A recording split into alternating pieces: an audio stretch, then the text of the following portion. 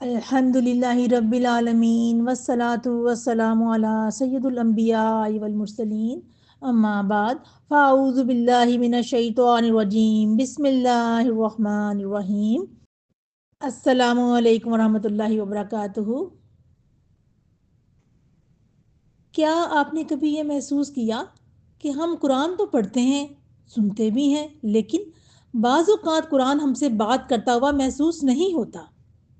آیات سامنے سے گزرتی ہیں مگر دل تک بات کم پہنچ پاتی ہے، اور پھر زندگی کی مصروفیات، وقت کی کمی، یہ سوچ کر کہ کب پورا قرآن سمجھیں گے، یہ سب ہمیں قرآن سے دوری کی طرف لے جاتا ہے۔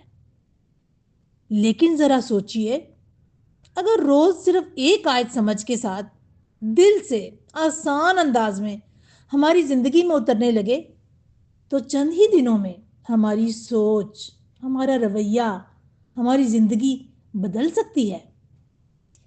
اسی احساس کے ساتھ ہم آپ کے سامنے لے آئے ہیں آیت الیوم، آسان درس قرآن۔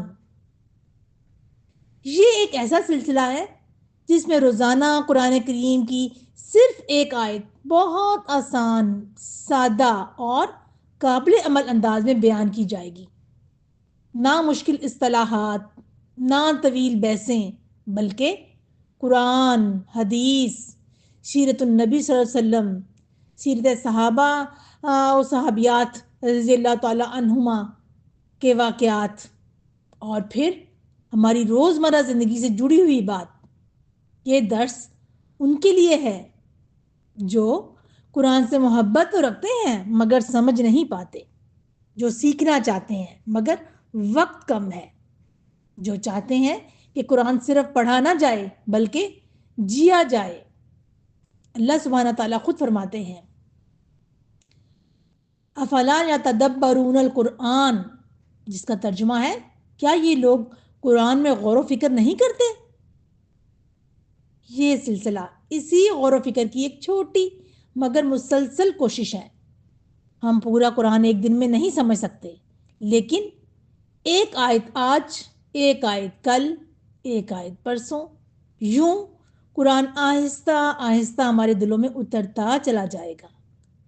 نبی کریم صلی اللہ علیہ وسلم نے فرمایا خیرکم من تعلم القرآن وعلمہ، جس کا ترجمہ ہے تم میں بہترین وہ ہے جو قرآن سیکھے اور سکھائے۔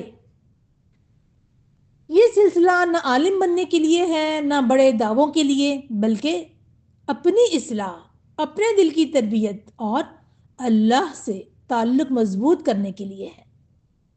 اگر آپ چاہتے ہیں کہ آپ کا دن قرآن سے شروع ہو، آپ کے مسائل کا حل اللہ کے کلام میں ملے، آپ کا دل مطمئن ہو اور آپ کی زندگی میں برکت آئے، تو آیت الیوم، آسان درس قرآن آپ ہی کے لیے ہے۔